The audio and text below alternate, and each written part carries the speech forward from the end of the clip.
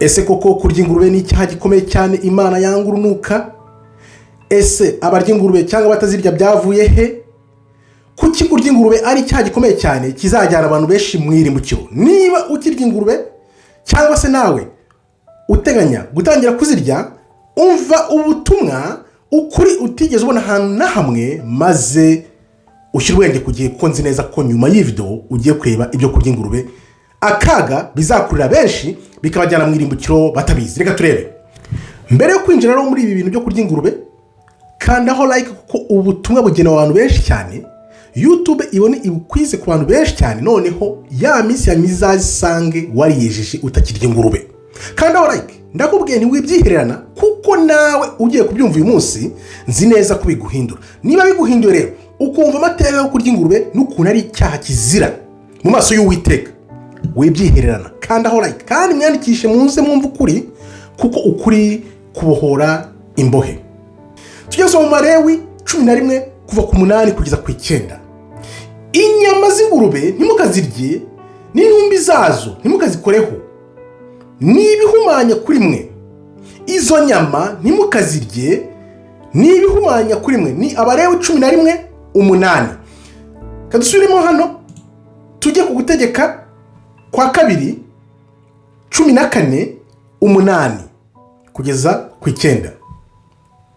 N'ingurube ntimukazirye nubwo bwose zatuye inzara, ariko ntizuza kuza. Urabona kumwe inka cyangwa amahene zirisha, zamara kurisha kuza nko kugarura ubwatsi mu kanwa, zikomeza zimeze nk'izikanje zihekenya, ntizuza nubwo zifite ibirenge byazo, ariko ntizuza.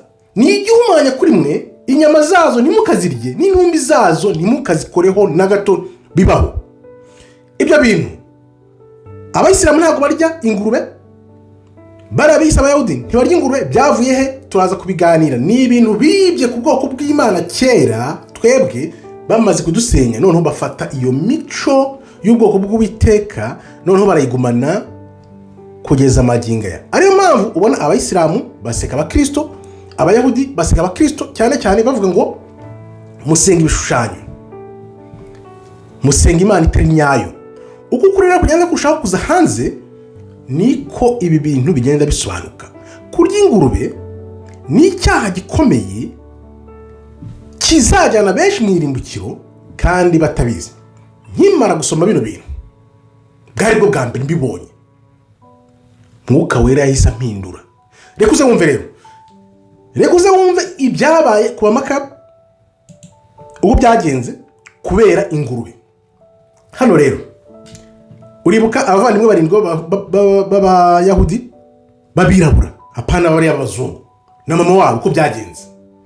Tubisanga hehe? Tubasanga mu Bamakabe ba 2:7 kugeza kuri 1. Uretse uko byagenze icyo gihe umwami wari icyo gihe Antiochus wa 4 Epiphanes yavuze ko bagomba kureka amategeko yabo. Urumva bari barajyanywe mu bunyago, bari mu Bagereki. Barabwira ngo kugira ngo mwerekane ko mutwemera, mugomba kurya ingurube. Mugomba kurya ingurube byanze bikunze. Ibaze nawe ibintu bahatiye abantu, ubwoko bw'Imana bwavuye iwabo i Yerusalemu, bwahunze bwagize mu Bugereki, noneho kugira ngo werekane koko ibyo bumvaga bemeraga Imana nyamana, batarahindura rino Imana twumva ngo hirya no hino basenga ibishushanyo. Barabwiye kugira ngo twumve koko twemere ko muri abantu bacu mwahindutse, mugomba kurya ingurube. Urumva ko ingurube ni ikintu kizira urunuka.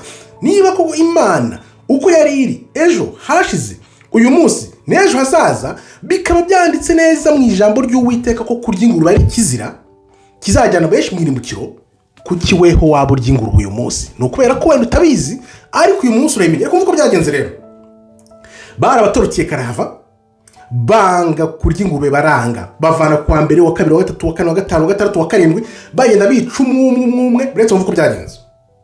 Niba hano rero hatagukangura ngo uvuge uti ibi bintu by'ingurube bifashe hasi, uzitegurira imbukiro. Reka uko byagenze. Babatorokiye gutera kugira ngo barye ingurube. Icyo gihe bahise bigaragambya, abagereki bababwiye ngo murye ingurube, mugomba kurya ingurube. Bakoze iki? Barigaragambije bivuye inyuma baranga. Noneho baravuga bati nuko mubigenjeje, reka tujye tubereke. Babanza gufata za ngurube bazishyira kuri aritari ahantu basengeraga. Urumva uko kwenderezanya. Ni ukuvuga ngo ingurube yari ikintu kizira. Noneho bafata ya mategeko yanditse mu ijambo ry'Uwiteka barayasenya. Bafata noneho gukebwa n'isabato barabica. Barangije noneho bavuga ko ingurube zigomba gutambwamo ibitambo. Urumva ibyo bintu? Ubundi igitambo cyatambwaga cyagombaga kuba nta kintu na kimwe gifite, nta cyasha, nta kintu kibi kiriho kuri icyo gitambo. Noneho noneho bavuze ko bagomba gutamba ingurube. Urumva uko bendereza? Bafashe za ritari bashyizeho ingurube, bafashe isabato barayiciye, bafashe amategeko barayaciye, none bongeho nuko igitambo kigomba kuba ingurube. Bavuga ko ubyanze wese agomba gufungwa, agatotirwa, akanicwa. Nuko byaje kugenda rero. Byagenze gute? Bafashe uwa mbere baramwica, aranga. Uwa kabiri aranga, areba. Bagenda bazana umwe bareba bose barabica. Bivuze iki? Wibuka ko igitabo cy'Amakabe, yaba Makabe wa mbere na Makabe wa kabiri byose babivanye muri Bibiliya. Narabikubwiye.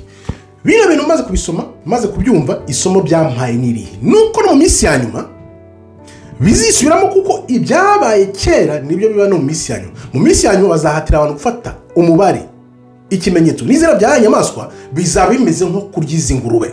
Nuvuga ngo uzabyemera akabifata, uwo nguwo azajya mu irimbukiro. Uzabyanga akageza ku munota wa nyuma, kuko uzihangana kugeza ku munota wa nyuma ni uzakira. Ibi bintu rero babivanyemo kuko bo bari bazi ko mu minsi ya nyuma bizongera kwisubiramo. Noneho abantu batabizi bakazasunikirwa gufata wa mubare, izina n'ikimenyetso cy'inyamaswa batagoranye, kubera ko batazi nk'aya mateka.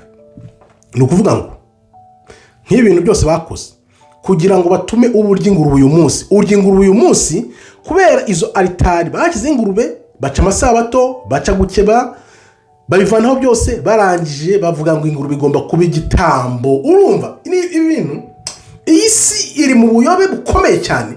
Niba ko wumva ibi bintu byabaye kugira ngo abantu babe barya ingurube uyu munsi, ukumva ntacyo bikubwiye, uyu munsi umaze kureba iyi video, ndibaza ntashidikanya neza ko ubu ngubu ugiye gukanguka ukareka iyo ngurube. Ngaho rero aho byavuye kurya ingurube, kandi noneho mbwira wandikemo noneho niba wumva ko kurya ingurube ari icyaha cyangwa atari icyaha.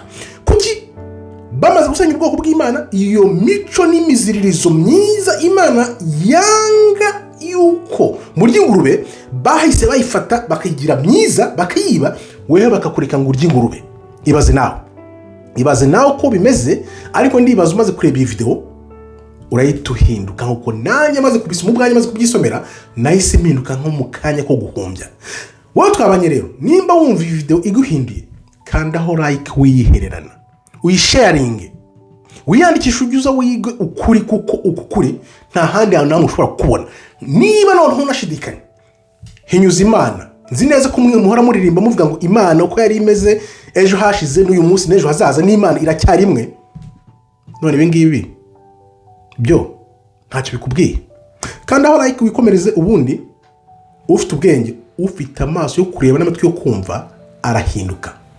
Kugira ngo twemeze ko biguhinduye, ko iki cyaha cyo kurya ingurube ugiye kukireka, andikamo hasi n'icyaha ndabiretse, wandikemo ndahindutse, wandikemo ndihannye, wandikemo sinzongera kurya ingurube, wandikemo ubuhamya bikwereka ko wiseho mu mutima wawe, ukunze ubugingo bwawe, aho kujya kurya izo ngurube n'ibyaha utazi bizakujyana mu irimbukiro. Andikamo uti ndetse kurya ingurube kuva uyu munsi, kuko menye neza ko ari icyaha Uwiteka yangunuka kizajyana abantu benshi mu irimbukiro.